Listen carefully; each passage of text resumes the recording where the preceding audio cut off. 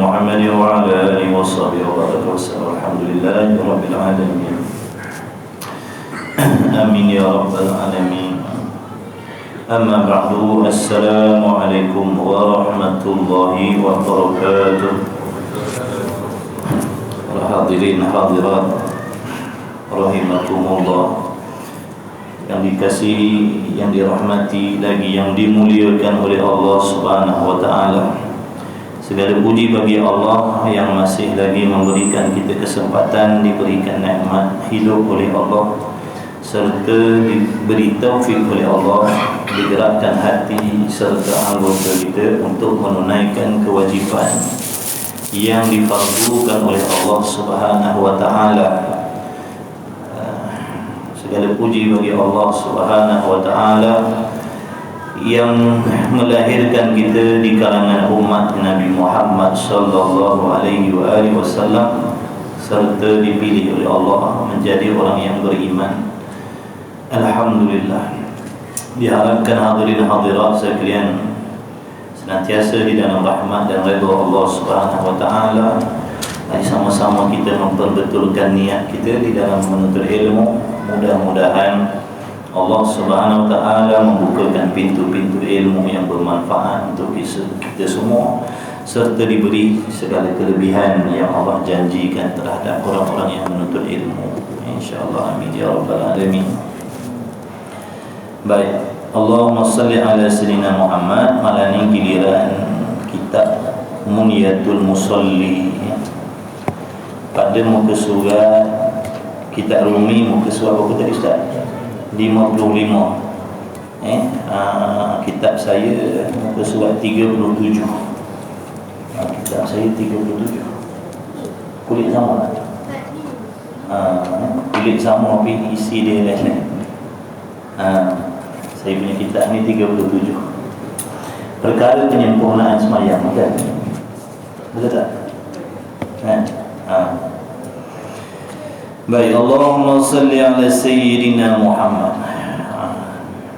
Di antara niat kita belajar agama ni, kalau dah nampak belajar bab solat ni, niatnya kerana kita nak memperbaiki solat kita. Itu niat kita belajar.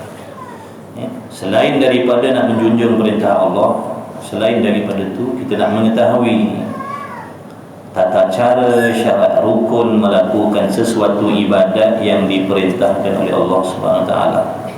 Jadi bab solat ni salah satu cabang daripada ilmu fiqh, yang mana peranan mempelajari ilmu fiqh ini adalah untuk kita mengetahui dan memastikan tata cara melakukan ibadat-ibadat yang diperintah oleh Allah itu, supaya menempati syarat-syaratnya dan rukun-rukunnya, agar kita mendapat kelebihan, agar sampai maksud kita beribadat. Jadi kita beribadat ni ada maksud dia, ada tujuannya, ada matlamat dia.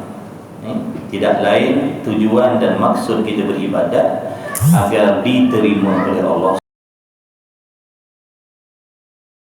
agar mendapat kebaikan, kebajikan. Maka untuk mendapatkan perkara-perkara yang telah tersebut tadi, saya kira bagi diri kita yang nak melakukan ibadat, pasti mengetahui bagaimanakah cara ibadat-ibadat itu dilaksanakan. Itulah peranan ilmu fiqh. Kita tak boleh nak melakukan amalan yang Allah perintah mengikut nafsu kita. Kerana dalam ibadat tu ada undang-undang yang tersendiri. Contohnya kalau kita sembahyang seorang, ada undang-undang dia. Kalau kita solat berjamaah, ada undang-undang dia. Contohnya kita yang nak solat berjamaah, perlu kita belajar adab-adab solat berjamaah. Kerana di dalam solat berjamaah ni, seandainya kita melanggar undang-undangnya, jangankan kita mendapat 27 lipat kali ganda ganjaran pahala, bahkan boleh membatalkan sembahyang kita. Bukan semestinya bila kita solat berjamaah kita akan dapat 27. Kena tengok dulu adab-adab dia. Jadi itu tujuan kita belajar. Contohnya, jangan mendahului takbiratul ihram. Imam jangan mendahului takbiratul ihram imam. Itu kerana di antara sebab yang tidak mengesahkan sembahyang kita. Contohnya tu, imam belum sempurna takbiratul ihram, kita di belakang angkat takbir dulu. Tak sah maknanya. Kena takbir lain. Kena ulang balik takbiratul ihram yang lain. Kalau kita teruskan juga solat kita dengan takbir yang tadi, tidak sah sembahyang kita. Nampak tak? Jadi 27 tak dapat. Ataupun kita kena mengetahui perkara-perkara yang makruh dalam solat, agar dapat kita menjauhkan. Kerana perbuatan makruh dalam solat ni menjadikan pahala solat kita berkurangan. Berkurangan. Contohnya mana? Perbuatan kita menyertai perbuatan imam. Maknanya pindah rukun tu serentak dengan imam. Imam rukuk, kita sama rukuk. Imam i'tidal, kita sama i'tidal. Maknanya tak boleh. Kena imam turun dulu baru kita pindah. Tak boleh menyertai. Bila imam kata Allahu Akbar, baru kita Allahu Akbar. Sami'allahu liman hamidah, baru kita sami'allahu liman hamidah. Dan ada kalanya membatalkan solat kita apabila kita sengaja mendahului imam pula dah. Dengan sengaja mendahului imam 2 rukun, maka batal sembahyang. Batal sembahyang. Itu perlunya kita belajar. Kita nak guna apa yang baik, kita nak guna, dan kita nak mengetahui apakah kesilapan dan kelemahan selama ni yang kita buat dalam solat, supaya dapat kita perbaiki. Itu tujuan kita belajar, untuk kita mencari kelemahan amalan kita sendiri, bukan untuk mencari kelemahan ibadat orang lain, bukan. Mudah-mudahan Allah jaga hati kita daripada memiliki niat-niat yang tak sepatutnya, yang menjadi asbab amalan kita ditolak, tidak diterima oleh Allah SWT. Baik. Allahumma salli ala sayyidina Muhammad. Qala al-muallif rahimahullahu ta'ala wa nafa'ana wa iyyakum bi'ulumihi wa bi'ulumi masyayikhina fid dharain, amin ya rabbal alamin. Perkara penyempurnaan sembahyang. Apakah perkara-perkara yang nak menyempurnakan sembahyang kita, yang nak mencantikkan sembahyang kita, yang nak mengindahkan sembahyang kita, yang nak menjadikan solat kita itu sangat-sangat bernilai?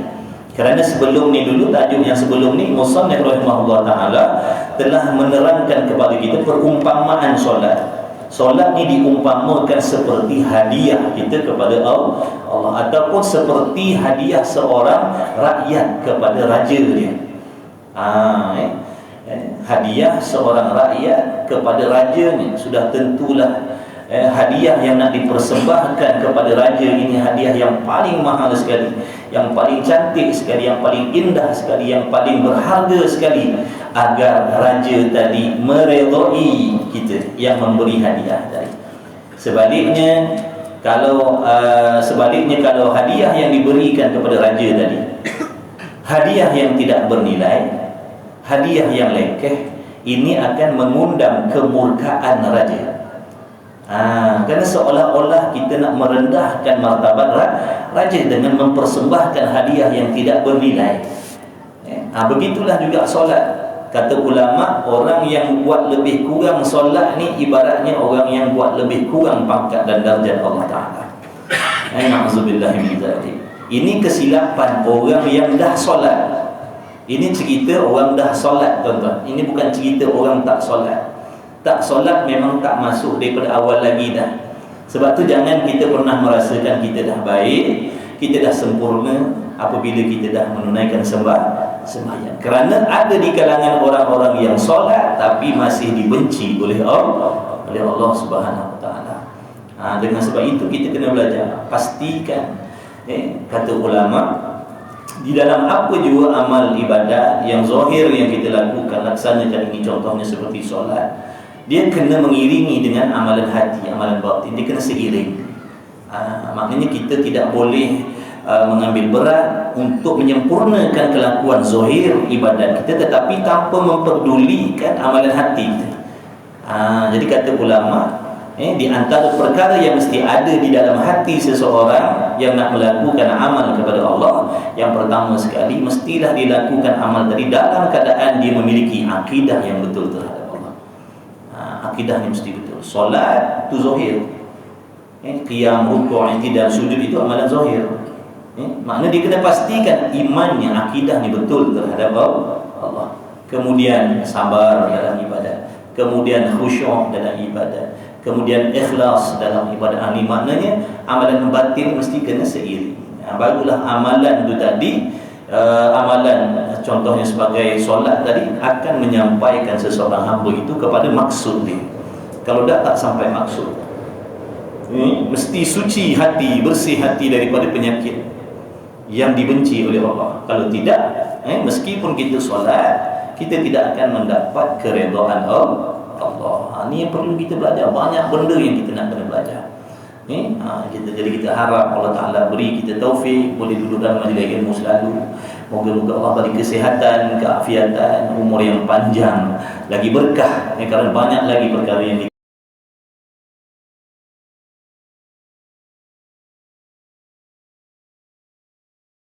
kama bahawasanya sembah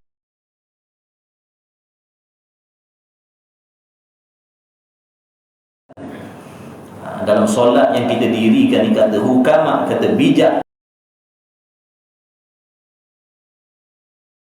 perkara, betul situ huraian.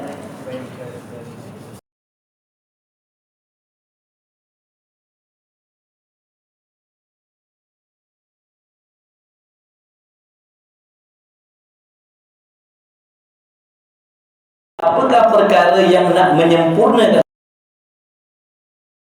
semayang kita? Adakah kita merasa cukup dengan sembahyang yang tidak sempurna? Sudah tentu orang yang mementingkan akhirat, orang yang mementingkan akhirat, orang yang cintakan akhirat, orang yang cintakan ibadat, sudah tentulah amal ibadat ni bukan sahaja solat, dia nak sempurna. Kerana ini perkara akhirat. Kalau seandainya benda-benda dunia pun kita inginkan kesempurnaan, apatah lagi perkara yang kita nak bawa balik akhirat. Kan kita sebagai orang yang bijak, sebagai orang yang waras, sebagai orang yang berakal, kalau perkara yang kita nak gunakan untuk sementara waktu di dunia pun kita nakkan sempurna. Rumah nak sempurna, kenderaan nak sempurna, padahal kita yakin kita akan tinggalkan perkara-perkara ini. Ini kan pula amal yang kita nak bawa balik akhirat. Adakah kita tidak perlukan kesempurnaan?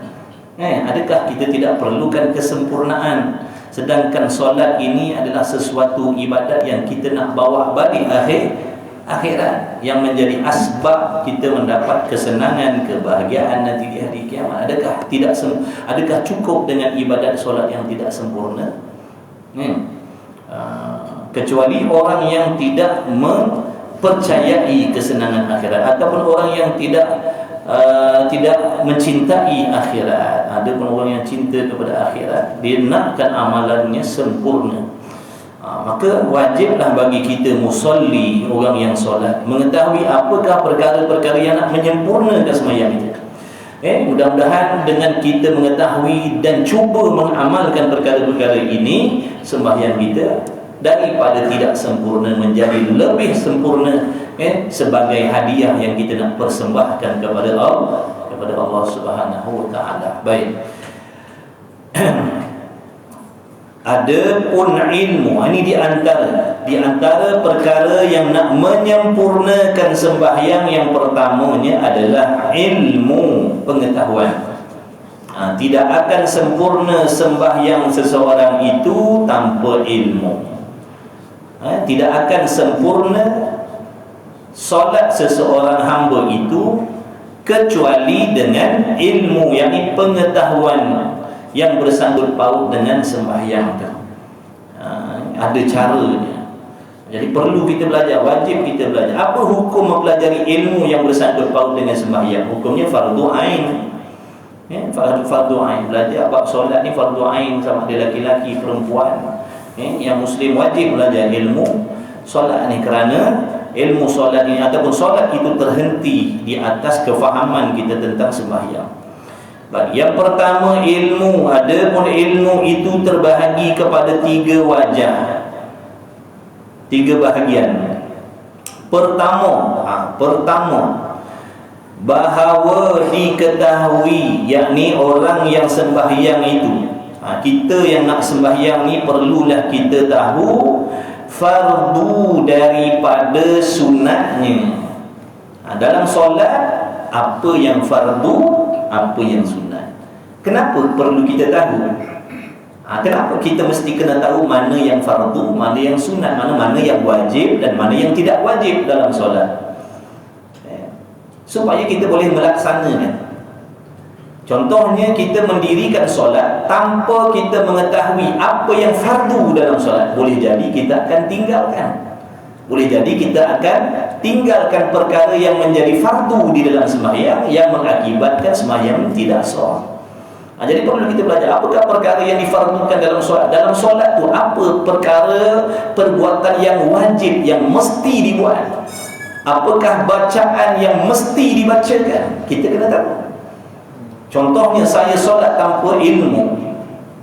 Saya solat tanpa ilmu, jadi saya tidak boleh membezakan manakah perbuatan yang wajib dan manakah perbuatan yang sunat, manakah bacaan yang wajib dan manakah bacaan yang sunat. Akibat daripada itu, contohnya saya solat dalam keadaan saya meninggalkan contohnya bacaan-bacaan yang tertentu. Contohnya, saya membaca tahiyat akhir dalam keadaan saya membaca ini di dalam hati contohnya, ataupun saya membaca dalam keadaan tidak memperdengarkan suaranya pada telinga saya. Sedangkan bacaan dalam tahiyat akhir itu masuk dalam perkara yang fardu, rukun qauli.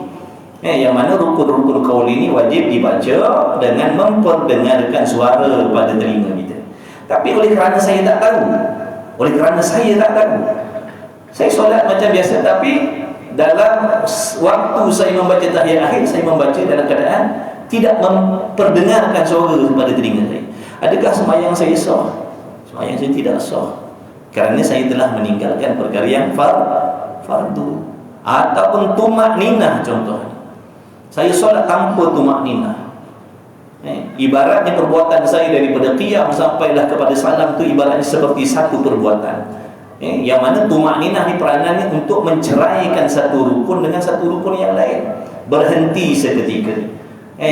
Dalam rukuk berhenti seketika, dalam i'tidal berhenti seketika, dalam sujud berhenti seketika. Meskipun sembahyang sunat, meskipun sembahyang sunat ada tumakninah. Tapi bagi saya yang tak belajar, saya tak tahu. Saya pun sembahyang tanpa tumakninah. Adakah sembahyang saya sah? Tak sah. Jadi rugi lah.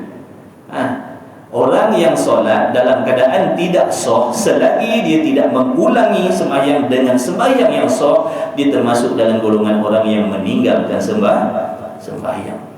Hati-hati. Bukan bermaksudnya solat ni bila kita buat meskipun batal, kita dah termasuk dalam golongan orang sembahyang. Tak masuk lagi, tuan-tuan. Kena ingat. Sebab tu kita kena tahu, kena belajar, supaya kita jumpa apakah kesilapan, kesalahan dalam solat. Kalau kita tahu sembahyang kita tu terbatal, kita boleh ulang balik, gantikan balik. Kita tak nak langgar je, kita sembahyang syok sendiri, berasa macam solat kita diterima oleh Allah, walhal tidak diterima oleh Allah. Jadi kita tak nak begitu.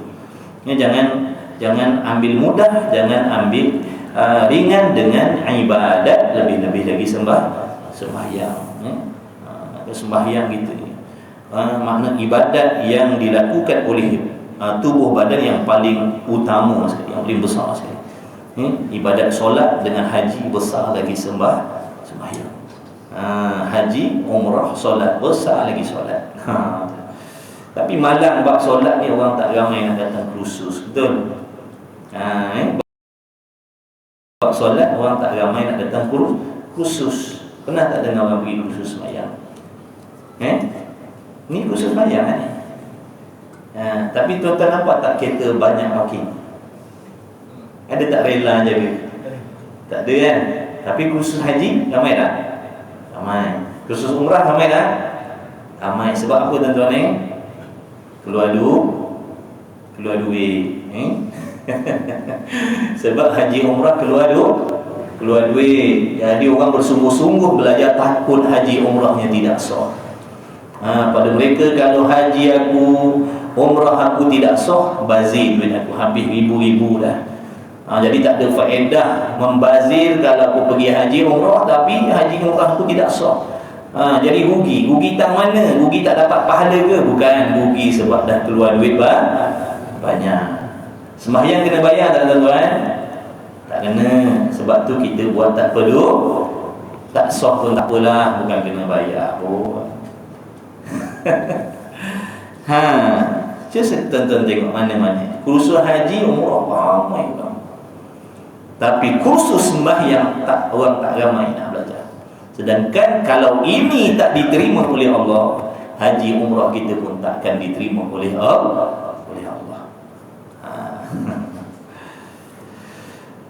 Bahawa diketahui fardu daripada sunatnya. Jadi sekarang ni cuba kita tanya dalam diri kita masing-masing yang dah solat ni. Kita yang dah solat ni cuba kita tanya dalam diri kita.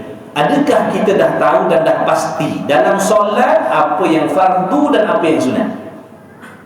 Kita tanya pada diri kita sendiri. Kalau kita mendakwa dah tahu, alhamdulillah. Kalau tak tahu, wajib belajar. Wajib belajar. Kalau dah tahu, alhamdulillah. Yang belum tahu, wajib tahu. Kerana tidak mengetahui ini nanti boleh menjadi asbab solat kita terbatal, tidak diterima oleh Allah. Diketahui fardu daripada sunatnya, kerana bahawasanya sembahyang itu tiada sah, yakni tidak lulus. Tak sah tu tak lulus, melainkan baru sah diketahui akan kaifiatnya solat. Masuk dalam syarat sah sembahyang, orang yang solat mesti mengetahui kaifiat sembahyang. Jadi seandainya ada di kalangan kita yang mendirikan solat cukup 5 waktu tetapi tanpa mengetahui kaifiatnya, maka kata ulama sembahyangnya tidak sah. Walaupun cara melakukan itu kebetulan sama macam orang yang ada ilmu, berdirinya, rukuknya, tidaknya sebiji, orang akan sangka yang dia ni sembahyang dengan ilmu, walhal tak ada ilmu. Dia semata-mata meniru-niru perbuatan orang lain. Dia semata-mata meniru perbuatan orang lain, padahal diri dia sendiri tak tahu berdiri ni apa hukum dia, takbiratul ihram ni apa hukum dia, wajib ke sunat, dia tak tahu. Tapi perbuatan itu kebetulan sama seperti orang yang mengetahui. Tidak sah. Sebab syarat sah sembahyang, orang yang sembahyang mesti tahu, mesti faham kaifiat. Apa maksud kaifiat? Cara-cara menunaikan solat. Itu kaifiat. Apa kaifiat solat? Mesti kena tahu. Kita dah tahu ke belum? Kalau dah tahu, alhamdulillah. Yang belum tahu, mari belajar. Jangan sombong. Jangan sombong. Orang yang sombong dengan Allah, di antaranya orang yang tak nak menuntut ilmu waktu dia hidup. Di antara ciri-ciri sifat-sifat orang yang sombong dengan Allah, waktu hidup dia tak nak menuntut ilmu agama. Dia sombong. Dia merasakan amalnya betul, dia merasakan amalnya diterima oleh Allah, padahal dia pun tak ada, tak tahu apa dalam solat nak kena ada, akidahnya bagaimana, keikhlasan hatinya bagaimana, apa sifat-sifat yang mesti dijauhkan dalam hatinya waktu dia solat dan selepas dia solat. Ini banyak perkakas sembahyang ni tuan. Ini cerita yang syariatnya, ini yang fiqahnya, yang tasawufnya, yang tauhidnya. Dan solat ni berhimpun pelbagai jenis ilmu. Fiqah untuk kita mengetahui syarat dan rukun. Akidah mesti kena tahu supaya kita solat dalam keadaan memiliki akidah yang betul terhadap Allah. Tasawuf pun kena belajar supaya kita boleh mengelakkan hati kita, menjauhkan hati kita daripada memiliki sifat-sifat yang menjadi asbab solat kita tidak diterima oleh Allah. Tajwid supaya bacaannya betul. Nama dia solat, tapi berhimpun di dalam solat ni beberapa ilmu tadi. Dan macam mana solat kita nak diterima oleh Allah kalau kita sendiri tak sudi nak belajar 4 ilmu ni? Tajwid tak nak belajar, fiqh tak nak belajar, tasawuf tak nak belajar, akidah tak nak belajar. Tapi solat, bagaimana solat kita? Bagaimana solat kita? Batu wa aqimus solat, hendaklah kamu mendirikan solat. Mendirikan solat ni bukan bermaksud semata-mata buat. Mendirikan dengan makna melengkapkan, memastikan solat yang dilaksanakan tadi berbetulan syarat dan rukunnya yang zahir dan yang batin. Bukan asalkan solat. Azan waktu solat, azan masuk waktu solat, tapi tak tahu syarat dan rukun, kaifiatnya tak tahu. Tak boleh tuan-tuan. Jadi belum terlambat lagi. Mari mengaji. Mari belajar, mari mengaji, jangan sombong. Orang yang sombong dengan Allah di hari kiamat akan dibiarkan oleh Allah. Allah tak akan bagi pertolongan kepada orang yang sombong dengan Allah. Barang siapa yang melupakan Allah di dunia, Allah akan melupakan dia di hari kiamat besok. Apa maksud Allah melupakan? Allah tak akan beri pertolong. Pandai-pandai sendirilah, selamatkan diri. Waktu nak mati, sakaratul maut, Allah tak akan tolong. Dalam alam barzah, pandai-pandailah, Allah tak tolong. Di padang mahsyar Allah akan tolong. Sebab apa? Sebagai balasannya membuat tidak peduli dengan agama waktu dia hidup. Na'udzubillah. Dalam hatinya penuh dengan keduniaan. Akal fikirannya, hatinya, tubuh badannya bersibuk berbimbang dengan dunia sepenuh-penuh waktu. Tidak ada masa untuk Allah, tidak ada masa untuk ibadat, untuk persiapan mati dia. Na'udzubillah min dzalik. Jangan kita masuk dalam golongan tu. Yang keduanya, jadi faham yang pertama maksud ilmu ni, yang nak solat sama ada lelaki, perempuan, tua, muda, imam, makmum, kena tahu kaifiatnya. Lebih-lebih lagi kalau kita solat berjamaah sebagai makmum, mesti mengetahui bagaimana cara untuk mendirikan solat berjamaah. Apa yang dikehendaki dengan makmum masbuk, apa yang dikehendaki dengan makmum yang muwafiq. Kerana makmum masbuk dan muwafiq ni ada undang-undang yang tertentu yang mesti dilaksanakan dalam solat. Kalau seandainya kita solat sebagai makmum yang muwafiq, tapi kita mengabaikan undang-undang dan peraturan makmum muwafiq, membatalkan solat kita. Kalau kita makmum yang masbuk, tapi kita mengabaikan undang-undang yang tertentu sebagai makmum masbuk, membatalkan sembahyang kita. Nampak tak? Lebih lagi kita orang lelaki-lelaki nak kena solat berjamaah paling tidak seminggu sekali, itu solat Jumaat, kena tahulah. Yang keduanya ilmu. Tadi yang pertama, jadi belajar apakah fardu dalam solat, apakah sunat dalam solat, supaya kita boleh buat, supaya kita boleh laksanakan. Yang keduanya, ketahui barang yang ada pada wuduknya. Dalam bab wuduk pula kena ada ilmu tentang wuduk. Nak berwuduk, bagaimana cara nak berwuduk? Nak solat kena bersuci. Di antara syarat sah sembahyang, suci daripada hadas kecil. Nak suci daripada hadas kecil dengan berwuduk. Berwuduk pula bagaimana? Apa syarat-syaratnya? Apa rukun-rukunnya? Apa anggota-anggota yang wajib dibasuh dalam wuduk? Nak menggunakan air yang bagaimana? Jangan kita guna air mustakmah, jangan kita guna air mutanajjis. Jangan kita guna air mutaghayyirah. Nak kena tahu apa perbezaan di antara air mutlak, air mutanajjis, dan sebagainya. Kerana dalam bab wuduk ni bersangkut paut dengan air. Nak kena guna air. Air yang macam mana nak guna?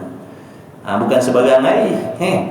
Bukan semua jenis air. Ada air-air yang boleh dibuat bersuci, mengangkat hadas kecil, hadas besar. Ada air yang tidak boleh dibuat bersuci. Belajar dalam bab fiqh sana, dalam bab taharah sana, dia akan ajar secara khusus bab air. Kalau tak ada air, bagaimana pula nak solat? Kalau tak ada air dan tak ada debu, macam mana pula nak solat? Air pun tak ada, debu pun tak ada, nak tayamum, nak solat macam mana tu? Solat mesti solat. Diketahui barang yang ada pada wuduknya daripada fardu dan sunat. Apa yang fardu dalam wuduk supaya kita boleh buat. Sebab kalau fardu-fardu dalam wuduk ni kita tinggalkan, tak sah wuduk. Bila tak sah wuduk, tidak sahlah sembahyang. Apa yang membatalkan wuduk? Jangan sampai terpijak, tercicak pun batal wuduk. Macam cerita Piramli tu itu kan pijak tercicak, kena kutu babi je. Kena kutu babi. Maksud tu dah. Azan boleh.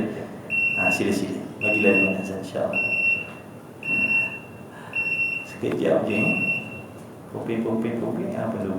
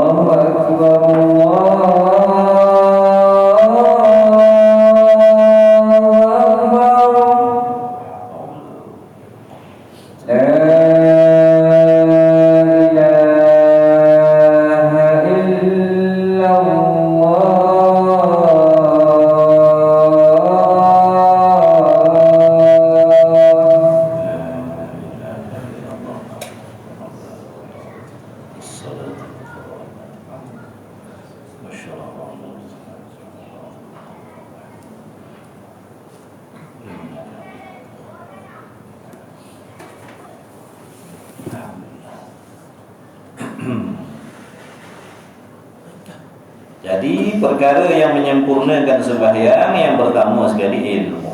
Ilmu yang bersangkut paut dengan syarat-syarat dan rukun-rukun sembahyang.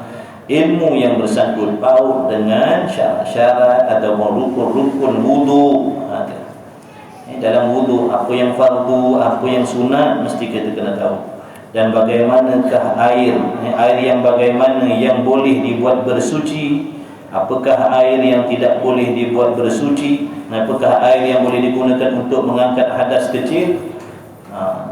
Maka yang demikian itu mengetahui barang yang ada pada wudu'nya daripada fardu dan sunat, syarat pula pada sah wudu'nya. Maknanya orang yang nak berwuduk ni, dia mesti kena tahu kaifiat wuduk. Kalau dia berwuduk tanpa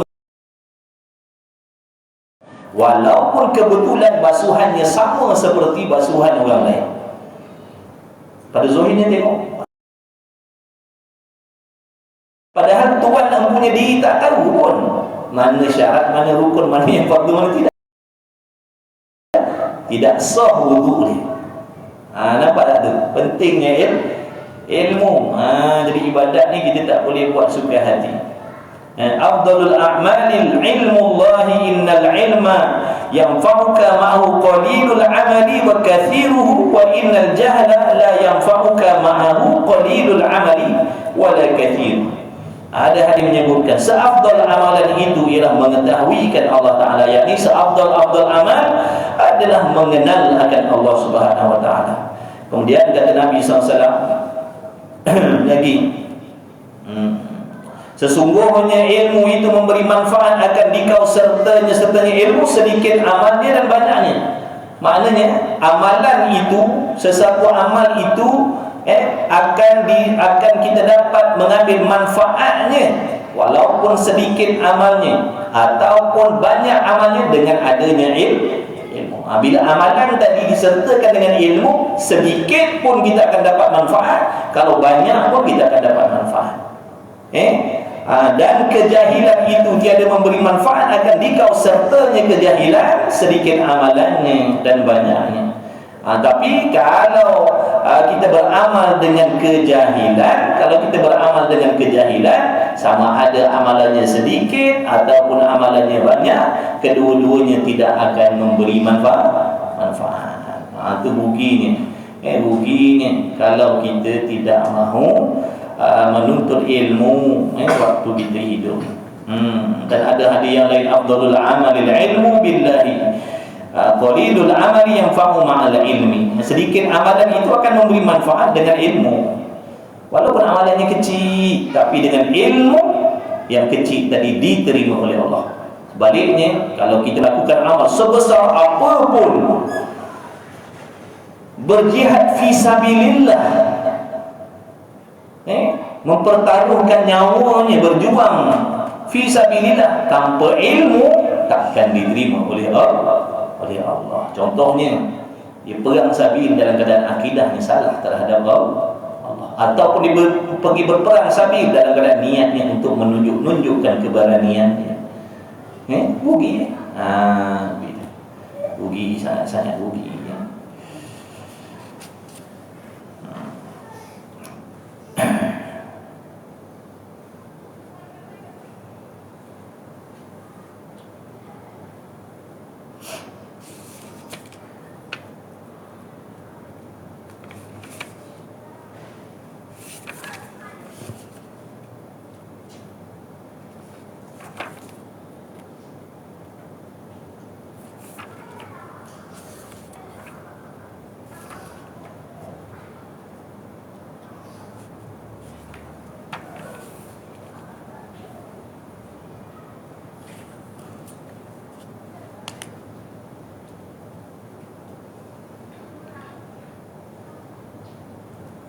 Yang keduanya wuduk kerana sabda Nabi SAW. Betul ke situ? Tiada sembahyang itu melainkan dengan tahur. Itu dah sudah. Itu untuk ni bawah tadi. Nampak sorry. Maka ada pun kesempurnaan wuduk. Yang keduanya tadi. Yang pertama bahawa diketahui fardu daripada sunatnya. Yang keduanya diketahui barang yang ada pada wuduknya daripada fardu dan sunat. Jadi kita yang nak berwuduk mesti tahu apa yang fardu dalam wuduk, apa yang sunat dalam wuduk. Maka yang demikian itu syarat pula bagi sah wuduknya. Dengan makna kalau kita berwuduk tanpa mengetahui syarat dan rukun-rukun wuduk, maka wuduk kita tidak sah walaupun perbuatannya kebetulan menyamai dengan cara berwuduk yang sebenar. Dan ketiga, bahagian yang ketiga yang ada hubung kait dengan ilmu tadi tu, iaitu mana? Mengetahui akan tipu daya syaitan supaya dapat ia musalli menjauh akan dia tipu daya syaitan. Jadi kita orang yang solat kena ada ilmu agar dapat kita mengetahui bagaimana cara-cara syaitan ataupun nafsu memperdayakan kita untuk melakukan ibadat, contohnya sembahyang. Jadi kita kena tahu. Kata Imam Ghazali rahimahullahu taala, bagaimanakah cara untuk kita berperang dengan syaitan? Bagaimanakah cara untuk kita berperang dengan syaitan? Caranya, di antara caranya ialah kita mesti mempelajari, kita mesti mengetahui bagaimana cara-cara syaitan menipu daya. Kita kena tahu. Kita kena tahu bagaimana cara nafsu dan syaitan nak memperdayakan kita. Itu ada disebut di dalam ilmu tasawuf, kena ngaji tasawuf. Nak mengetahui bagaimana cara nafsu dan syaitan menipu, memperdayakan kita di dalam amal, belajar tasawuf. Dalam fiqh tak ada. Dalam fiqh tak sentuh tentang itu. Kerana yang nak membicarakan tentang tipu daya nafsu dalam hati, syaitan dalam hati, was-was dalam hati, ini ilmu tasawuf. Sebab tu ilmu tasawuf ni mempelajarinya menjadi satu kefarduan, fardu ain juga. Ilmu tasawuf kena ngaji. Kalau tak, nanti kita ditipu. Contohnya kita solat dalam keadaan niat kita riak. Bagaimana nak membuang rasa riak dalam hati? Meskipun syaratnya dah betul, wudu'nya dah betul, mandi wajibnya dah betul, wudu'nya dah betul, solatnya cukup rukun, cukup rukun dah, rukun qaulinya pun dah sempurna dah, jadi sah dah semayang, sah dah. Tapi adakah dia layak mendapat pahala ataupun redha Allah daripada semayang yang sah tadi? Tengok pula hati dia bagaimana. Tengok pula hati dia bagaimana. Tengok pula akidahnya betul ke salah. Tengok pula hatinya adakah selamat daripada penyakit. Adakah dalam solat tadi ujub? Adakah dalam solat tadi riya? Adakah dalam solatnya tadi sum'ah?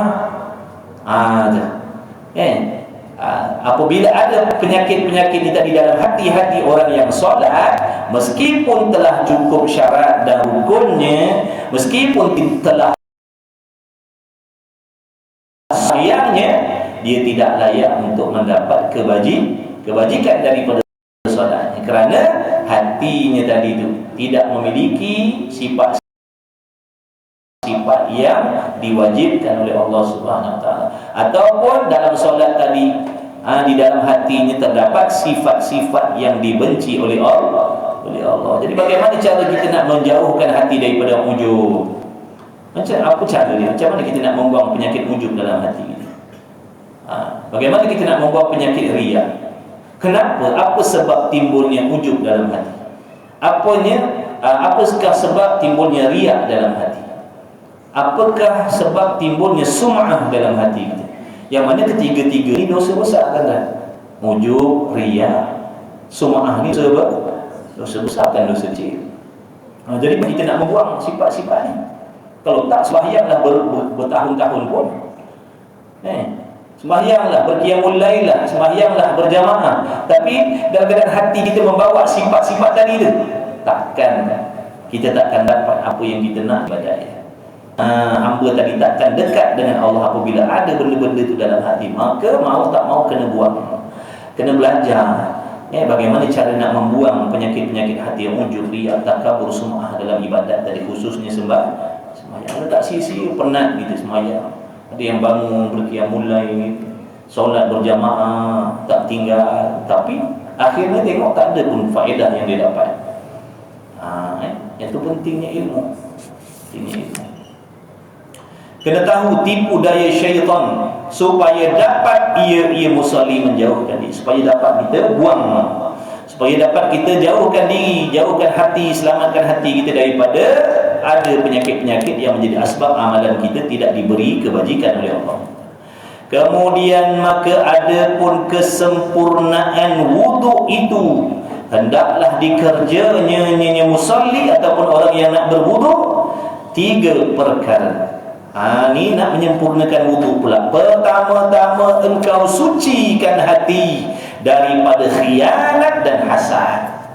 Ni dalam waktu berwuduk tu, waktu sedang berwuduk tu, yang kita basuh muka, basuh tangan ni seolah-olahnya macam simbolik lah.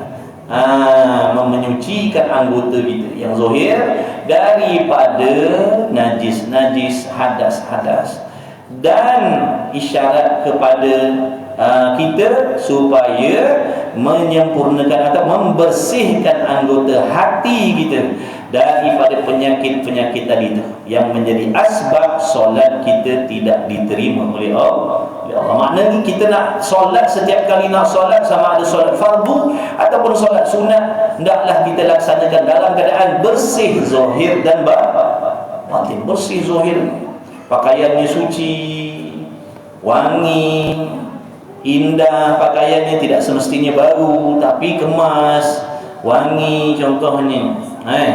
Bukan sekadar zahir, malah hatinya pun. Hati ini pun kena hati ini pun yang nak menghadap Allah dalam solat ni kena pakaikan dia juga dengan pakaian yang cantik juga.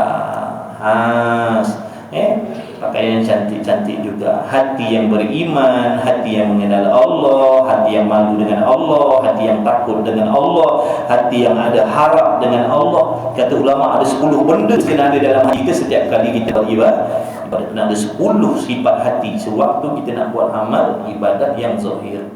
Di antaranya tadilah sabar. Nak solat mesti sabar. Yang pertama iman. Nak solat mestilah beriman, kerana solat dengan keadaan tidak beriman dipanggil orang munafik. Kerana orang munafik, kafir munafik juga solat 5 waktu. Kafir munafik solat 5 waktu. Kafir munafik menunaikan haji. Kafir munafik buat umrah. Jadi ada perbezaan di antara orang yang beriman dengan orang munafik. Munafik ni orang yang bermuka-muka sebagai orang Islam. Dia pun solat tapi hatinya tidak beriman dengan Allah. Itu kafir munafik. Nauzubillah min zalik. Yang kedua, sabar. Dalam solat kena sabar. Sabar. Kemudian dalam solat mesti ikhlas. Hati mesti ikhlas, makna tidak ada niat dan tujuan selain daripada nak mencari redha Allah ataupun nak mendapat kebajikan yang dijanjikan oleh Allah. Kemudian kata ulama lagi, dalam solat mestilah kena membesarkan. Kena hati kita kena memuliakan, hati kita mesti merasakan solat ini suatu benda yang sangat besar, yang sangat agung. Jangan kita solat dalam keadaan merasakan ibadat solat ni lekeh. Itu kata ulama mesti ada. Dalam hati kita waktu solat ataupun puasa ataupun apa saja ibadat mesti dilakukan dalam keadaan hati kita merasa membesarkan ibadat.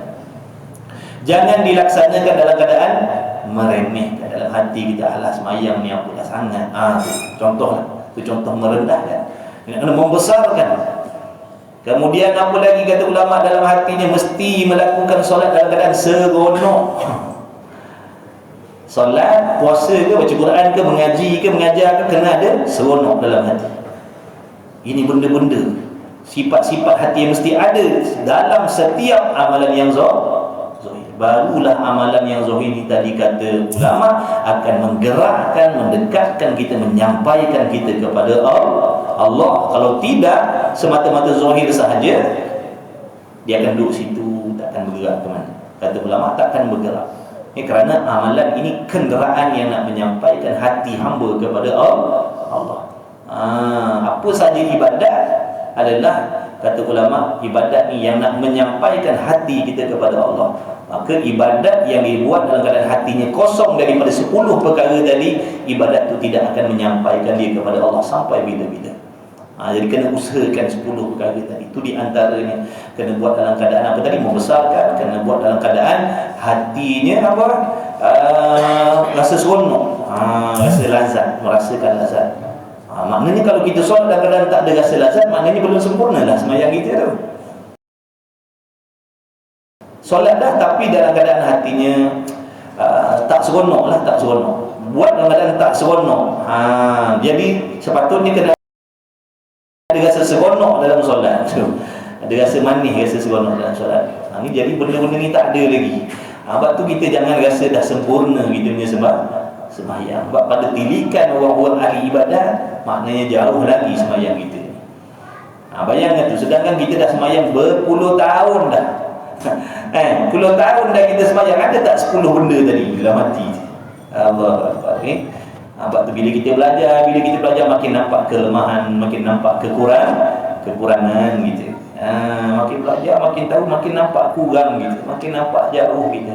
Maka inilah yang akan membuatkan kita lagi nak bersungguh, nak belajar lagi, nak usaha lagi. Tapi sebaliknya orang yang tak belajar ni sebab apa? Sebab dia rasa puas dah, rasa sempurna dah solatnya, dia tak perlu nak baiki apa-apa pun. Wa'iyadzubillah min dzalik.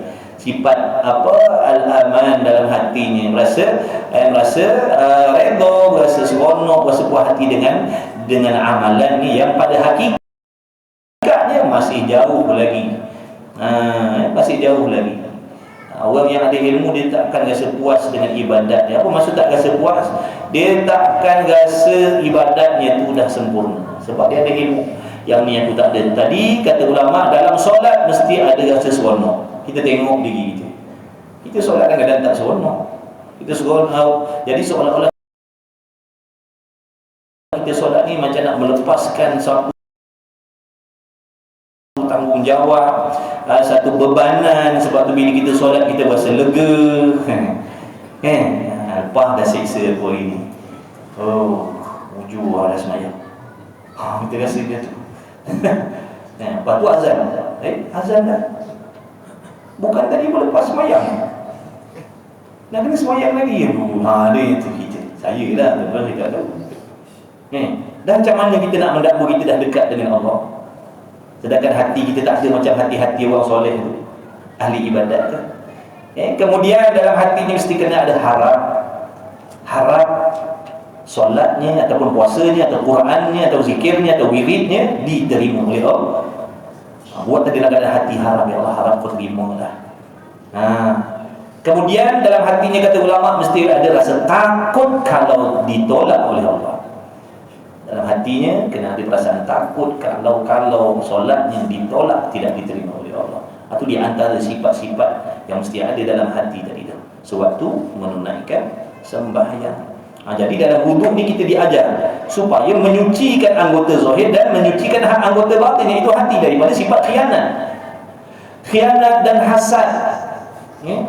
Khianat hasad ni dia dua sifat lebih kurang lah.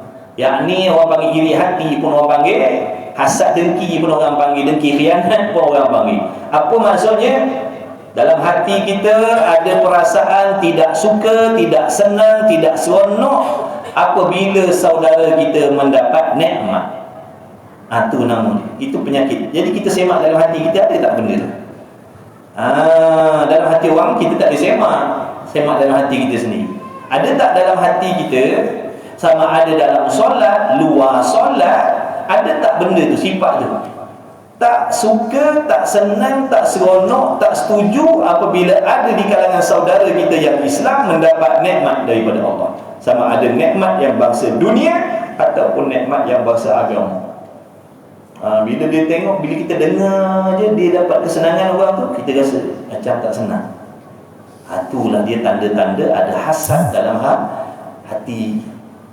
Kita kena jujur. Kena jujur. Baik kita cari sekarang. Kalau dalam kubur baru jumpa, masak kita tuan. Baik sekarang kena cari. Kalau ada cepat-cepat bersihkan. Sebab sembahyanglah sebanyak apa pun, selagi ada hasad tadi, Allah benci kita. Bangunlah berqiyamul lail tiap malam, Allah benci kita, Allah tak terima. Sebab ada dalam hati kita sifat yang tidak diredai oleh Allah. Nampak tak? Dalam solat tu juga ada tasawuf. Itu jadi contoh nak memastikan hati ada tak hasad. Kalau ada, buang. Kerana Allah mengetahui, walaupun zahirnya nampak bagus, nampak wangi, nampak sedap, nampak khusyuk, bacaannya sedap dan sebagainya, tapi Allah tahu dalam hatinya ada hasad dan dengki. Kita tak boleh lari daripada pengetahuan Allah. Kita tak boleh lari, tak boleh nak menyembunyikan kejahatan kita, kejahatan hati kita pada ilmu dan ilmu Allah Ta'ala tak boleh. Jadi orang yang solat dia takut. Orang yang solat ni sepatutnya takut. Allah tahu ada benda tak elok dalam hati dia sebelum dia solat lagi. Dia akan pastikan tak ada benda-benda tu dalam nak menghadap Allah. Padahal bukan hati kita ni hanya diperhati oleh Allah dalam solat. Cuma solat ni nak mendidik kita sebenarnya. Solat ni nak mendidik kita supaya bersih zahir dan batin.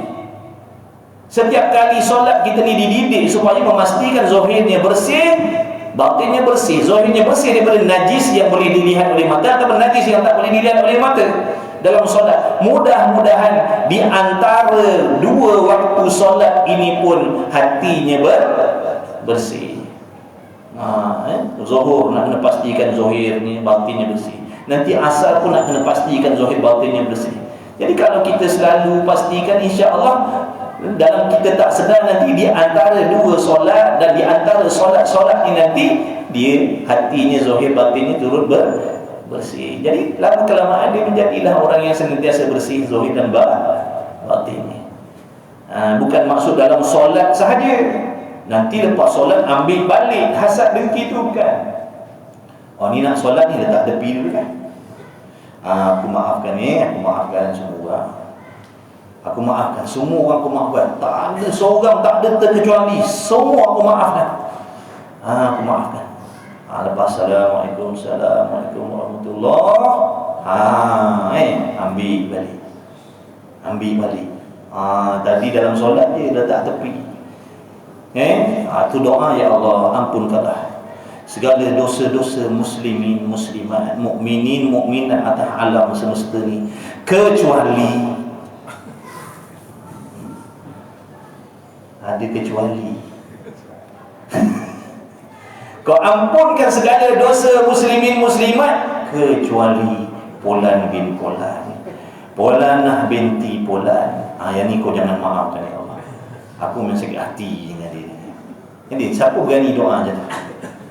Tak berani? Ya ke? Ya ke? Makna nak kena buang. Nak kena buang. Sebab orang solat ni sebenarnya orang yang bersih zahir batin. Orang yang solat ni sebenarnya orang yang bersih zahirnya dan batinnya. Bukan bersih dalam solat saja. Luar solat pun hatinya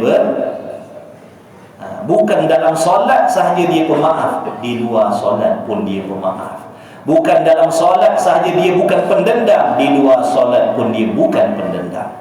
Sebab apa? Dah terdidik dengan solat tadi. Nampak tak tu? Jadi kita semaklah, kita yang tahu barang yang tak elok dalam hati kita. Orang lain tak tahu.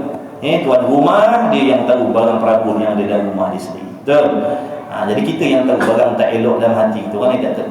Jadi semak dengan penuh kejujuran. Ada tak tadi? Tak suka, tak seronok dengar, lihat, tahu orang lain dapat nikmat. Kalau ada, itulah dia namanya penyakit hasad dan kena buang, tuan. Allah tak terima solat kita, Allah tak terima haji kita, Allah tak terima umrah kita, Allah tak terima segala amal kebaikan kita. Barang siapa yang dalam hatinya ada penyakit dengki, Allah akan menghapuskan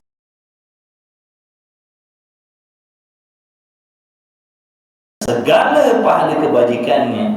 Ibaratnya seperti api memakan kayu kering. Tak tinggal apa, tuan, habis.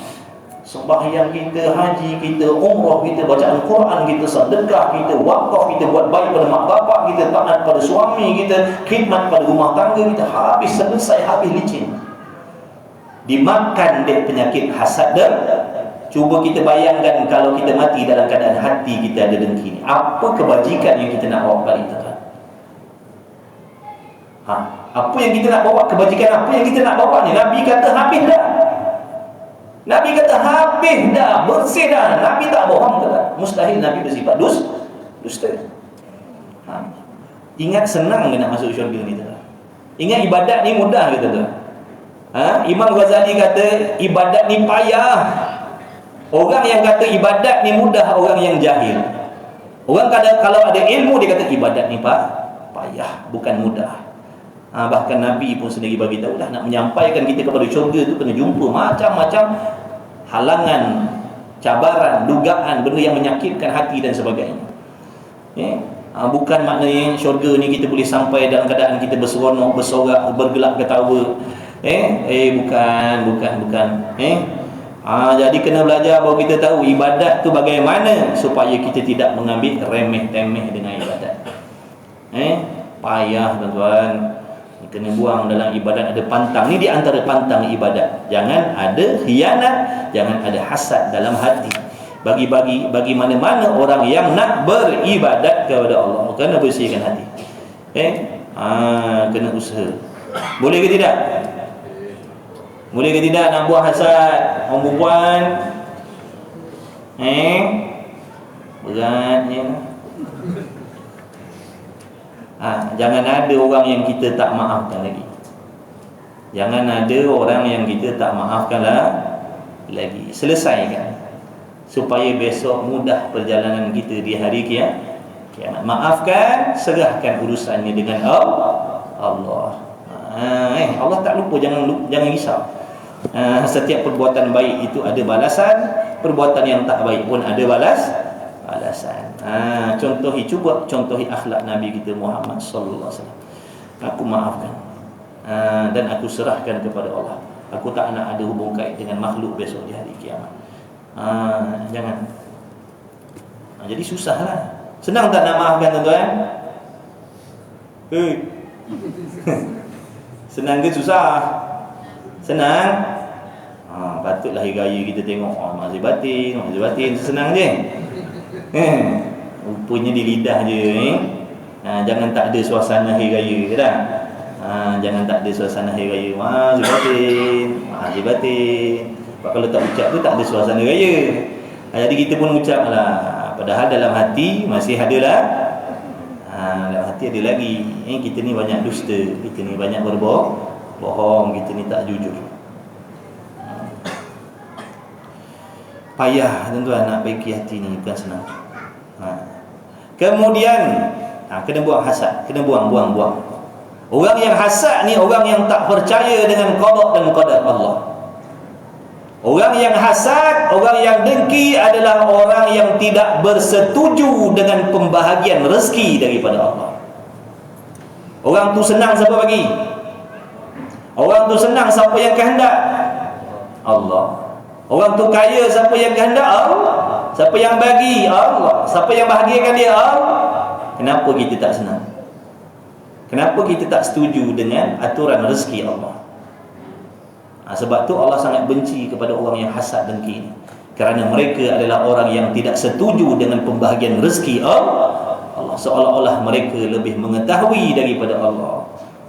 Seolah-olah rezeki nikmat yang Allah bagi kepada saudara dia tadi, seolah-olah Allah ambil rezeki dia dan diberi kepada orang lain. Itu sifat orang hasad dengki ni.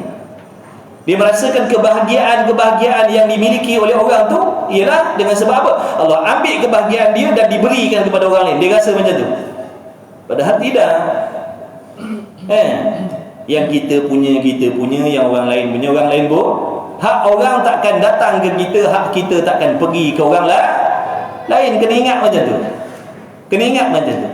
Rezeki kita takkan melompat pergi ke orang lain, rezeki orang lain takkan melompat pergi ke kita. Yang sampai kepada kita itulah milik kita. Yang Allah bagi kepada orang lain itulah orang lain punya dah tu. Allah kehendak sedia kali lagi orang ni dapat begini, yang kita begini. Tidak ada salah percaturan dalam mengqadaqkan nasib hamba-hamba. Allah Maha Adil. Apa maksud adil? Kena pada tempatnya. Senantiasa meletakkan sesuatu tu kena pada tempatnya. Bukan Allah Ta'ala memberi rezeki kepada hamba-hambanya tadi dalam keadaan dia jahil, dalam keadaan dia berat sebelah, dalam keadaan dia zalim. Tak. Maha suci Allah Subhanahu Wa Ta'ala daripada demikian. Orang yang hasad dengki adalah orang yang tidak setuju dengan qada dan qadar Allah. Jaga baik-baik. Nanti Allah tanya kenapa tak setuju, apa kita nak jawab? Agak-agak soalan tu kalau Allah tanya sekarang, kita nak jawab macam mana? Kenapa kau tak setuju dengan pembahagian rezeki daripada Allah? Kita nak jawab macam mana, tuan-tuan? Ada jawapan? Ada tak jawapan? Tak ada? Dah duk berani dengki. Sekarang pun kita tak boleh jawab lah. Dalam kubur lebih lagi. Kenapa tak suka? Apa alasan? Kenapa tak suka orang tu bahagia? Kenapa tak suka orang tu kaya? Kenapa? Sebab tu dengki ni hukum asalnya haram, dosa besar, menghapuskan pahala kebajikan. Tapi akan tetapi ada tempat-tempat yang tertentu diharuskan berdengki. Nak tahu tak? Siapa nak tahu jatuh tangan? Ni nak bagi tips berdengki yang tak berdosa, tak nak ke? Nak dengki yang berdosa, dengki yang tak berdosa tak nak. Pelik juga itu ni. Dia ada tempat berdengki yang tidak berdosa. Betul ke tidak, tuan-tuan? Ke tak tahu? Tak pernah tahu? Tak pernah tahu ke? Ada dengki yang tak berdosa? Ni nak beritahu. Contohnya, contoh. Saya diberi nikmat kekayaan. Tiba-tiba saya menggunakan kekayaan saya tadi, nikmat yang Allah bagi tadi, kekayaan, saya gunakan untuk melakukan dosa dan maksiat.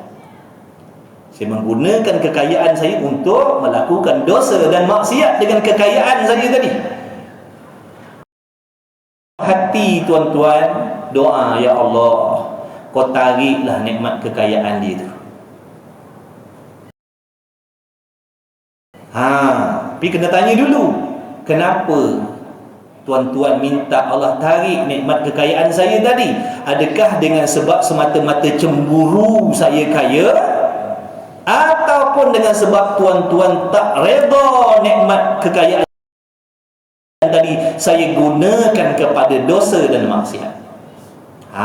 Tu tengok dulu, silap-silap nanti kan yang haram tu jadinya. Kalau tuan-tuan berhasad dengki, maknanya minta kepada Allah agar kekayaan saya tadi ditarik kembali oleh Allah supaya saya boleh berhenti daripada melakukan dosa dan maksiat, maka itu dengki hukumnya harus tidak berdosa. Maknanya bukan tuan-tuan tak suka rezeki kaya tadi pada saya, tuan-tuan tak suka penyalahgunaan rezeki tadi kepada maksiat. Boleh faham tak situ? Okey.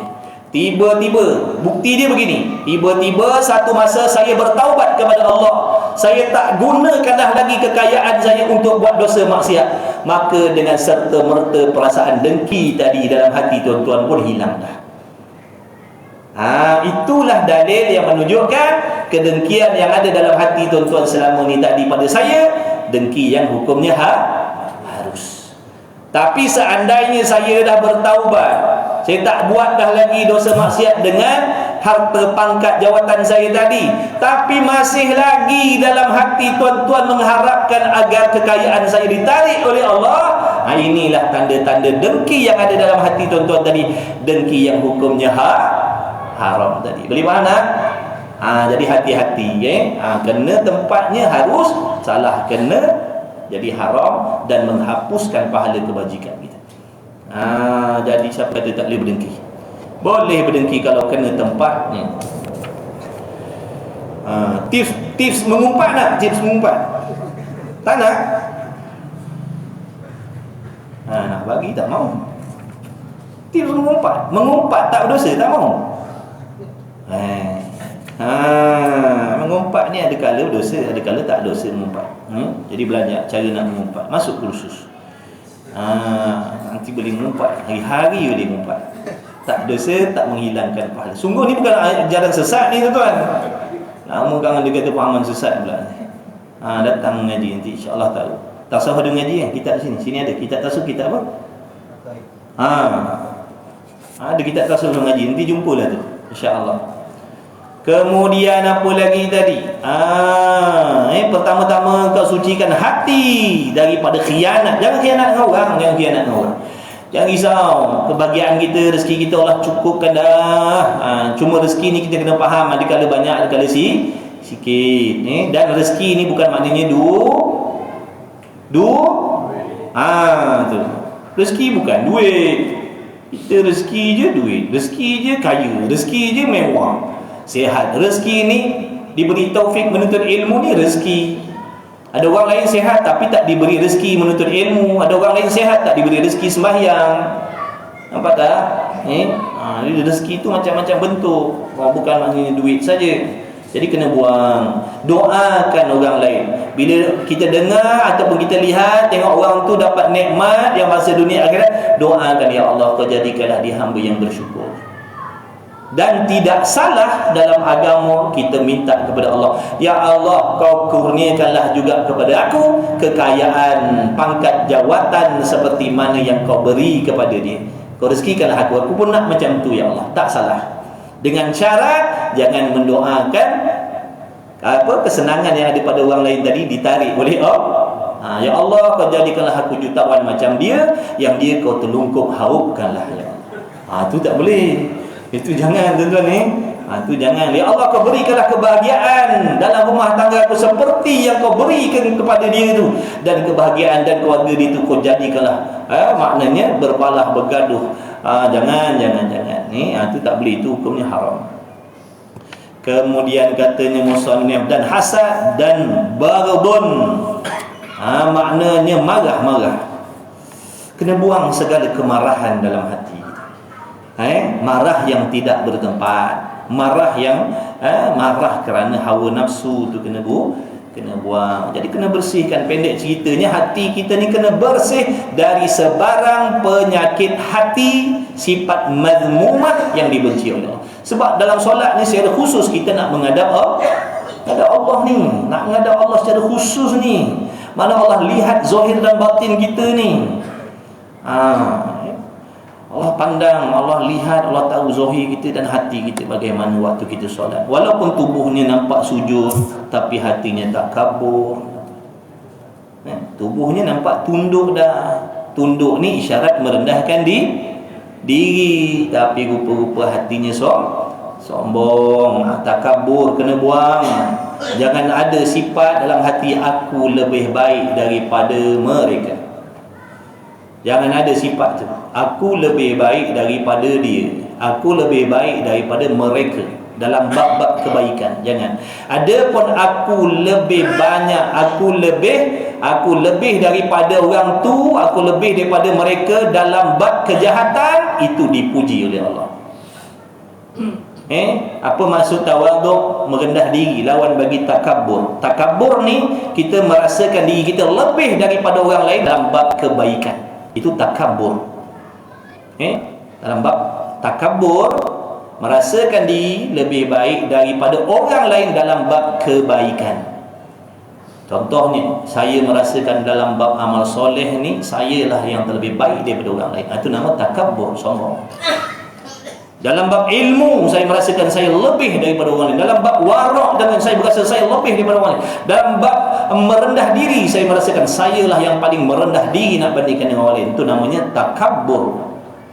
Lawan bagi takabur tawaduk, merendah diri. Merendah diri bagaimana pula? Merendah diri ini merasakan diri kita lebih daripada orang lain dalam hal-hal kejahatan. Dalam hal-hal kemaksiatan kita merasa kita lebih daripada orang. Itu namanya tawaduk, merendah diri. Boleh faham tak? Dalam bab hasad dengki ni contohnya, akulah orang paling hasad sekali. Itu nama tawaduk. Walaupun tak ada hasad dalam hati dia, walaupun tak ada hasad dalam hati, tapi dia merasakan akulah yang paling banyak penyakit hasad, nak banding orang lain, akulah yang paling banyak dosa, yang paling banyak maksiat. Itu nama tawaduk, merendah diri. Bila ada sifat tu dalam hati, dia dipuji oleh Allah, Tidak akan diri, bahkan martabatnya diangkat setinggi-tingginya oleh Allah. Makin dia merendahkan diri, makin tinggi darjatnya diangkat oleh Allah. Makin dia meninggikan diri, makin direndah-rendahkan oleh Allah. Jadi kena ada sifat macam tu dalam hati. Dalam agama-agama ini, akulah yang paling banyak dosa sekali, ya Allah. Ya Allah, contohnya janganlah kau tolak doa-doa ni. Dalam kumpulan ni, dalam jamaah ni, janganlah kau tolak doa-doa ni, ya Allah, dengan sebab aku ada kat sini. Contohnya dia merasakan diri dia tu. Janganlah kau ambil keberkahan majlis ni dengan sebab aku ni ada kat sini, aku ni banyak dosa maksiat. Jangan dengan sebab aku kau hilangkan segala keberkahan majlis ni, ya Allah. Itu nama tawadhu. Sebaliknya takabur. Takabur ni kita merasakan kita lah dengan tiada mana tadi itu, dan keduanya engkau sucikan badan engkau daripada dosa. Mana bertaubat,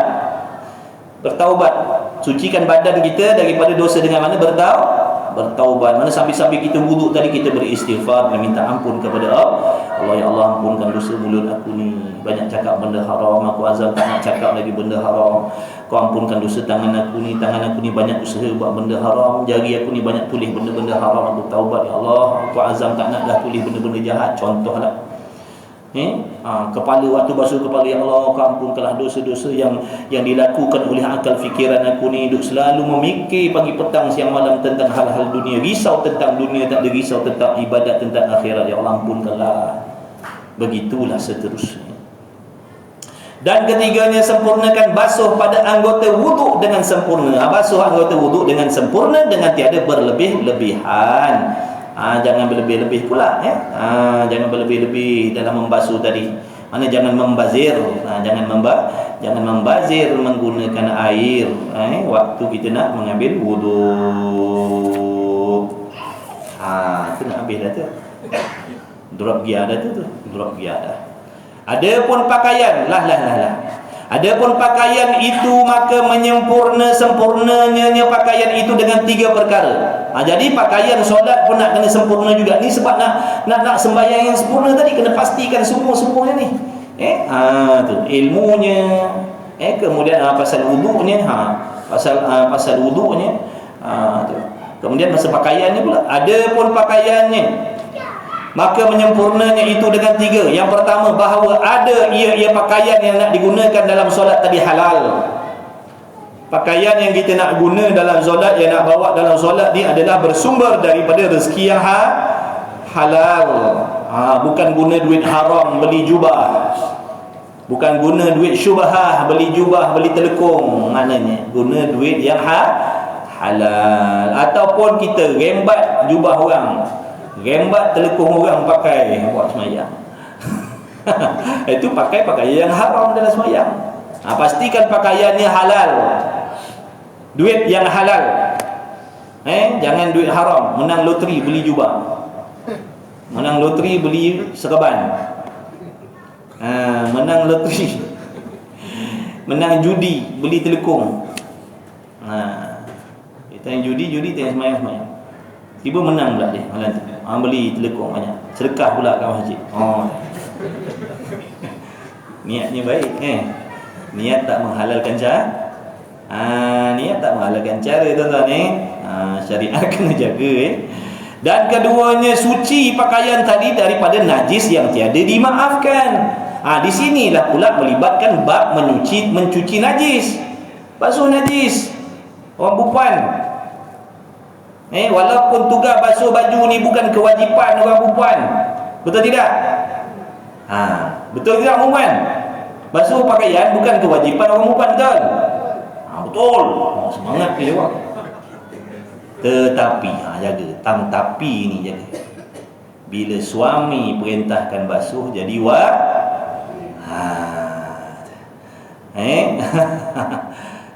suami kata, awak tolong basuh kopiah ke? Wajib dia taat dah. Baru-baru ni kan viral kan, ada seorang ustazah tak semua benda yang suami suruh tu jadi wajib pada isteri. Harga tu banyak punah ganah tu, tuan-tuan. Jangan. Ini nanti menyebabkan orang perempuan, khususnya orang yang bergelar isteri, dia berasa tak berdosa, tak bersalah, tak dengar perintah suami. Wajib taat patuh perintah suami selagi perintahnya tidak melanggar syariat. Adapun perintahnya suami yang melanggar syariat, maka itu haram dia taat, haram dia patuh, wajib dia ingkar. Tapi kalau selagi suruhan suaminya itu tidak menyalahi syariat, walaupun hukum asalnya harus, tapi bila suami suruh jadi wajib. Faham dah perempuan? Senyap je. Jadi semangat kata tak ni hukum, nak pakai, tak nak pakai, sudah saya sampaikan. Takut-takut terikut pahaman-pahaman yang macam ni boleh rosak tuan. Nanti suami suruh buat tak tahu je. Bukan wajib. Awak jangan nak ugut-ugut saya. Sebab baru ni ada ustazah kata tak wajib. Nampak? Tak berat tu. Betul dia? Hati-hati tuan. Nak mengaji sekarang ni kena tepis-tepis tuan. Kena tapis-tapis. Jangan telan bulat-bulat nanti rosak kita. Kena tempat ada tapis. Bahaya macam tu. Dia kata kalau suami suruh semayang itu kena sebab semayang wajib. Itu suami tak suruh pun memang wajib semayang. Suami bila suruh tutup aurat keluar rumah, isteri wajib ikut. Itu suami tak suruh pun memang wajib keluar rumah tutup aurat. Ini benda haruh ni. Benda haruh tapi bila suami suruh jadi wajib. Kemudian katanya musannif lagi, ni pakaian pakaian. Jangan pakai pakaian yang tadi suci. Jadi orang perempuan kena belajar bab basuh sebab pada adatnya orang perempuan ni dia ikhlas nak khidmat pada suami. Dia tahu tak wajib tapi dia khidmat, nak berkhidmat dengan suami, mudah-mudahan dapat redha Allah Taala, maka dia tolong cuci pakaian. Tapi jangan tolong semata-mata tak ada ilmu. Nanti kalau di hari kiamat suami kita salahkan kita. Aku solat baru ni Tuhan tak terima sebab pakai kopiah najis. Bukan kau yang basuh hari tu. Bukan kau yang basuh kopiah aku. Jadi sekarang ni solat aku Tuhan tak terima sebab kau basuh tak betul. Suami bini pun jawab, awak tak ajar saya basuh. Kena kita balik. Sebab suami yang wajib ajar fardu ain kepada suami yang wajib mengajar isterinya mencuci najis. Awak tak pernah ajar saya. Awak suruh saya basuh saja. Lepas tu awak cakap kalau tak basuh derhaka. Saya pun basuh lah. Awak tak pernah ajar saya cara basuh. Yang awak ajak saya pergi tom yam, pergi jalan-jalan, pergi pasar malam, tu yang awak ajak saya. Awak tak pernah ajak saya pergi majlis ilmu. Berat kita. Sebab tu sayangkan isteri berpada pak. Dah kahwin belum? Bila? Imam belum? Hati-hati. Kena belajar. Kena belajar tu tak nanti disalahkan kita. Tidur sebantal, makan bersuap kat sini, tunggu kat sana besok. Tunggu kat sana besok. Daripada sekecil-kecil, sebesar-besar sampai sekecil-kecil kesalahan kita, dia akan congkit. Tak ada siapa nak masuk dalam neraka tu. Tak ada siapa yang sanggup nak masuk dalam neraka tu. Awak masuklah dalam syurga. Tak apa, abang rela. Abang kena bakar neraka pun tak apa, buat sayangkan awak ni. Dia macam tu. Minta maaf lah tuan-tuan. Selagi boleh didakwa, dia akan siapa berani nak masuk dalam neraka tu. Sebab tu isteri tunaikan tanggungjawabnya terhadap suami seperti yang Allah perintahkan. Suami jahat, suami zalim, suami maksiat, itu urusan dia dengan Allah. Kalau isterinya dah jalankan tanggungjawab seperti yang Allah perintahkan ke atas diri dia sebagai suami, sebagai seorang isteri, jangan takut, suaminya takkan boleh menyalahkan dia nanti di hari kiamat. Begitulah juga suami.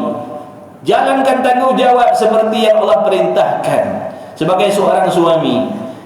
Meskipun isterinya bukan isteri yang solehah, itu urusan dia dengan Allah. Apabila kita suami menjalankan tanggungjawab seperti yang Allah perintah, dah bagi tempat tinggal yang selayaknya, pakaian selayaknya, nafkah yang selayaknya, kemudian kita didik dia dengan agama betul-betul, sungguh-sungguh, maknanya nasihatkan dia selalu dan sebagainya, jangan risau, dia tak akan boleh nak mengambil haknya besok kepada kita. Tapi kalau ada di kalangan kita ni yang tak tunaikan tanggungjawab seperti yang Allah perintah, di sinilah nanti akan ada ruang-ruang orang lain mengambil haknya kepada diri kita. Sebab tu siapa yang mengikut syariat, dia akan selamat besok. Tak ada seorang pun boleh menyalahkan dia sebab dia dah ikut syariat. Apa yang nak salah? Dia ikut syariat betul-betul lah, tapi pastikanlah betul-betul ni. Jadi orang perempuan kena belajar basuh pakaian ni. Lebih-lebih lagi pakai washing machine ni, pakai cuci apa namanya, mesin basuh. Mesin basuh ni kadang kita masukkan pakaian najis sekali dengan pakaian suci. Jadi nanti kan jadi mutan najis. Lepas tu kan kita lebih kurang ni kita sidai kering dengan air mutan najis tu, kemudian kita pakai telekung tu bawa solat. Habis berat kita. Walaupun bersih, walaupun harum, tapi najis. Jadi nak cuci pakaian ni bukan sekadar bersih harum, kena pastikan suci daripada najis. Belajar bab cuci pakaian. Amalan ni tak cukup waktu nanti dah akan datang. Ustaz-ustaz lain tu ada mengajar fiqh tu tanya saya cuci pakaian. Sebab pakaian ni penting, kita nak pakaian dalam solat tu. Dan ketiganya bahawa adalah ia pakaian muafakat dengan sunnah. Pakaian tu tadi selain daripada menutup aurat mestilah muafakat dengan sunnah, dan jangan ada pakaian itu atas jalan takabur. Jangan pakai pakaian yang nak menunjukkan kesombongan. Jangan. Pakai pakaian yang tidak menunjukkan kesombongan. Pakai pakaian yang selayaknya dalam sembahyang. Pakaian yang makruh tinggalkan. Pakaian yang ada gambar, pakaian yang ada tulisan tu kata ulama makruh. Bukan haram, makruh. Sebab apa? Tidak padan, tak padan, tak patut, tak layak nak pakai untuk menghadap Allah. Kena ada pakaian yang selayaknya lah. Kalau nakkan kesempurnaan, kalau tak nak sempurna, hentam je lah, asalkan soft wallahu a'lam. Jadilah tuan-tuan ni lebih kurang minta maaf lah. Mudah-mudahan kita bertemu lagi di masa-masa yang akan datang. Mudah-mudahan sekalian yang hadir dipanjangkan umur, dimurahkan rezeki, diberi taufik untuk beramal soleh, memperbaiki amalan kita zahir dan batin. Amin ya rabbal alamin. Bismillahirrahmanirrahim. Alhamdulillahirabbil alamin wassalatu wassalamu ala Rasulillah. Allahumma rabbana fa'na bima 'allamtana, rabbana 'allimna alladhi ma yanfa'una, rabbana faqih ahlana wa qarabati lana fi dinina ma ahli kuturi unsa wa dzakar. Wa sallallahu ala sayidina Muhammad. Alhamdulillahirabbil alamin. Taqabbalallahu minna wa minkum, taqabbal ya karim. Astaghfirullah.